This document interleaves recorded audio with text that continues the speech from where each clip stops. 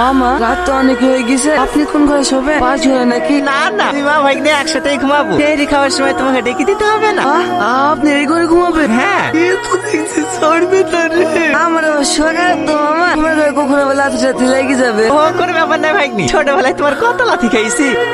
না, এই শোনা লোক না। শোনো ভাগ্নি, রমজান মাস হচ্ছে নেকির মাস। এই মাসে রোজা নামাজ পড়লে আল্লাহ পাক সব থেকে বেশি খুশি হয়। বুঝাও, ভালো করে বুঝাও, আমাদের কথা তো শুনবে না। দেখো তুমি বুঝি পারবা কি? মা ভাগ্নি, মাকে কে ওইভাবে গরম দেখায়? কে তোমাকে কথা বলে শিখিছে তাকেই গরম দেখাইছো? একটা কথা মাথায় রাখবা, মায়ের পায়ের নিচে ছেলেদের জান্নাত। মাকে কোনোদিনও কষ্ট দেওয়া যাবে না।